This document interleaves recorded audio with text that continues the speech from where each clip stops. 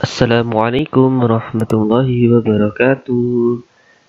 Selamat pagi adik-adik semuanya. Yang pertama-tama, mari kita senantiasa memanjatkan puji syukur kita kepada Allah Subhanahu wa taala dengan mengucapkan alhamdulillahirabbil alamin. Yang kedua, salawat serta salam mari senantiasa tercurah kepada Nabi Muhammad sallallahu alaihi wasallam. Ya, adik-adik semuanya, di pembelajaran kita yang kedua, ya, kali ini kita akan belajar tentang beriman kepada Allah dan Rasul-Nya. Yo, ada yang sudah tahu apa artinya beriman? Nah, adik-adik, mari kita simak apa itu artinya beriman. Jadi, beriman itu artinya adalah percaya. Nah, apa? Beriman itu artinya percaya. Percaya kepada siapa? Yang pertama, itu adalah beriman kepada Allah atau percaya kepada Allah. Yang kedua, beriman kepada siapa? Beriman kepada malaikat. Nah, iman kepada malaikat. Yang ketiga, beriman kepada kitab Allah. Yang keempat, beriman kepada Rasul Allah. Dan yang kelima, beriman kepada hari kiamat. Serta yang terakhir atau yang keenam adalah beriman kepada khoda dan khoda. Yo, jadi tadi dari penjelasan di atas, kalau rukun itu termasuk apa? Rukun iman. Ada berapa? Ada 6. Yang pertama, beriman kepada Allah.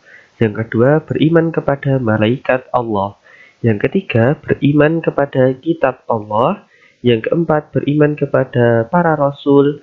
Yang kelima, beriman kepada hari akhir. Dan yang keenam, beriman kepada khoda dan khoda. Nah, hari ini kita akan mempelajari beriman kepada Allah dan Rasulnya, yaitu termasuk rukun iman yang ke-1 dan yang ke-4.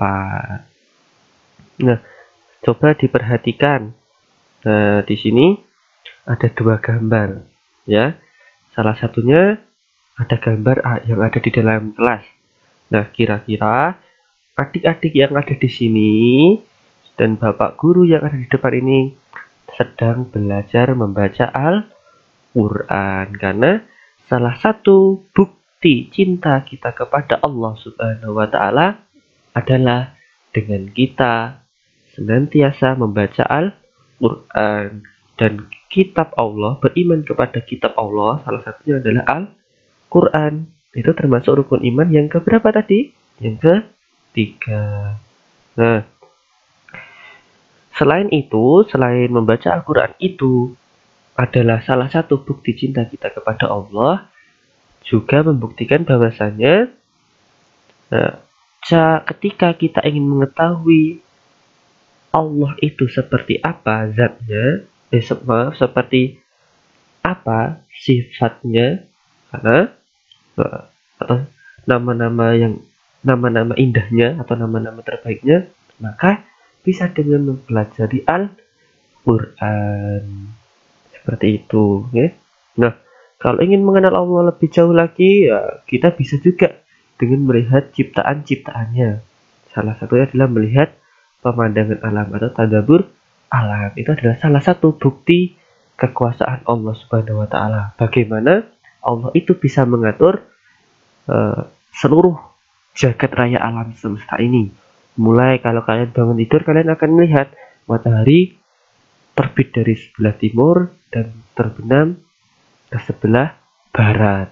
Kalau malam hari, kalian juga bisa melihat bagaimana indahnya bintang-bintang dan bulan-bulan menghiasi langit malam.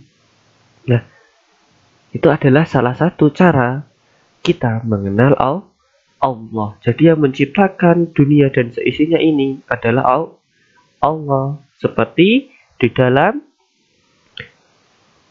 ayat atau di dalam Quran surat Al-Fatihah, ayat yang keberapa? Kalau tahu, ayo. Ayat yang kedua. Ayat yang pertama kan Bismillahirrahmanirrahim, dengan menyebut nama Allah yang Maha Pengasih lagi Maha Penyayang. Nah, di ayat yang kedua ini Allah ingin menegaskan Alhamdulillahirabbil alamin. Segala puji bagi Allah, Tuhan semesta alam. Jadi yang patut dipuji itu hanyalah Allah yang menciptakan manusia, yang menciptakan tumbuhan, yang menciptakan hewan-hewan, dan yang lainnya semuanya, gunung, itu juga laut, sungai adalah Allah. Ya, airnya yang menciptakan adalah Allah. Ya, matahari yang menciptakan adalah Allah. Bulan dan bintang yang menciptakan adalah Allah. Dan di dalam tubuh kita ini ada sel-sel yang jumlahnya miliaran. Nah, itu yang menciptakan juga adalah Allah Subhanahu wa ta'ala. Nah, perhatikan. Yang pertama, bagaimana cara mengenal Allah melalui alam semesta. Nah, itu bisa diperhatikan. Di sini ada benda-benda. Ada meja, ada kursi, ada buku, ada gunung, ada pensil, ada batu, dan ada gedung. Nah, semua ini namanya adalah benda mati. Benda mati itu ciri-cirinya tidak bergerak, tidak bernafas, dan tidak bisa tumbuh. Nah, di sini juga ada benda-benda lagi, ada singa, ada lumba-lumba, ada ayam, ada sapi, dan lain sebagainya. Ini disebut dengan benda hidup karena bisa bergerak dan bisa tumbuh.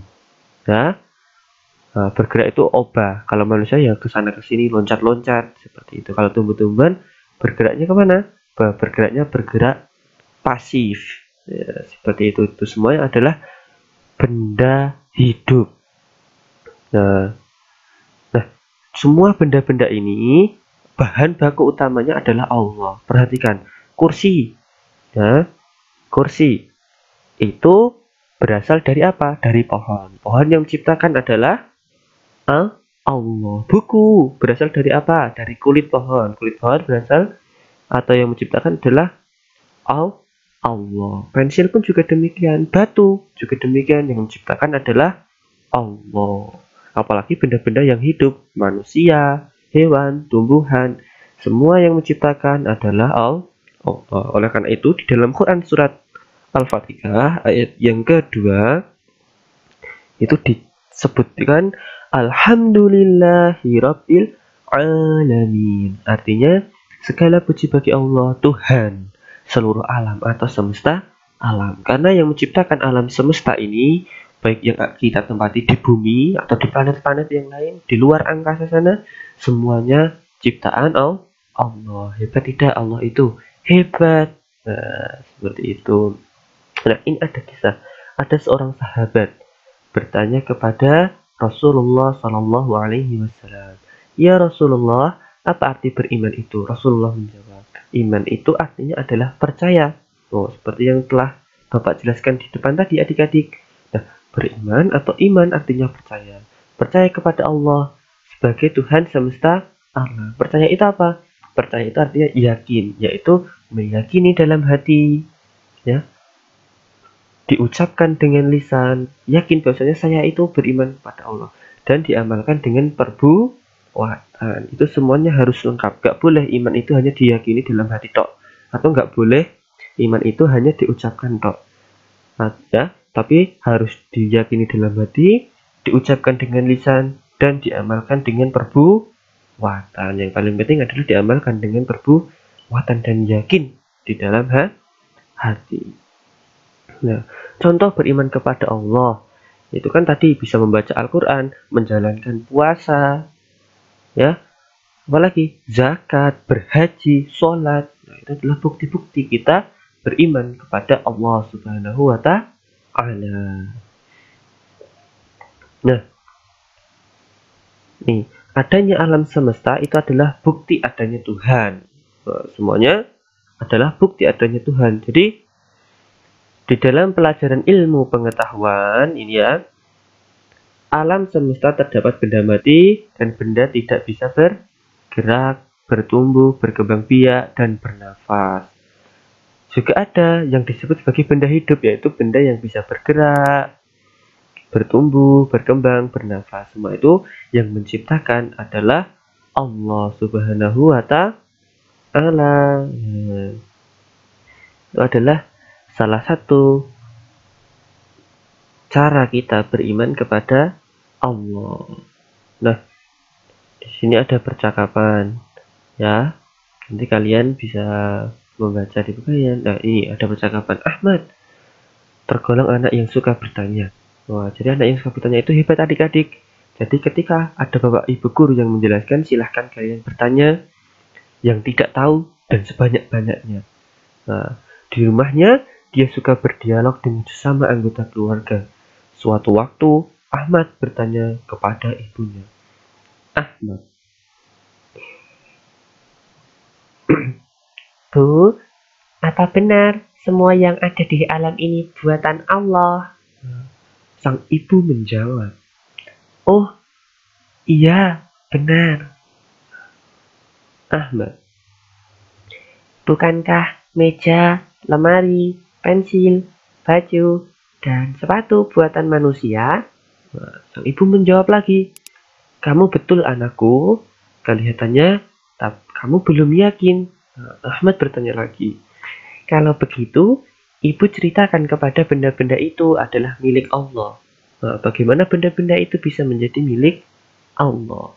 Wah, sang ibu menjelaskan, dengarkan baik-baik anakku, meja itu buatan manusia. Meja terbuat dari pohon kayu. Ada kayu mahoni, kayu jati, dan sebagainya. Akan tetapi, ingat anakku, yang menumbuhkan kayu bukan manusia, melainkan Allah pemilik alam raya ini. Nah, Ahmad, oh begitu. Sekarang aku sudah paham dan yakin, Bu. Nah, seperti itu.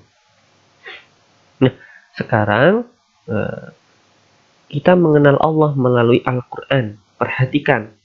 Nah, di sini ada ayat Al-Quran. Kita baca bersama-sama ya adik-adik. A'udzu billahi minasyaitonir rajim.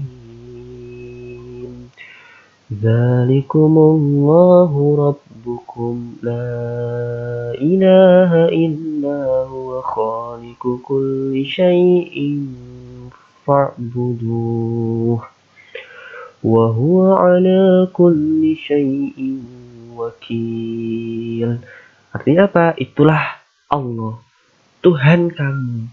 Tidak ada Tuhan selain Dia, pencipta segala sesuatu, maka sembahlah Dia. Dialah pemelihara segala sesuatu.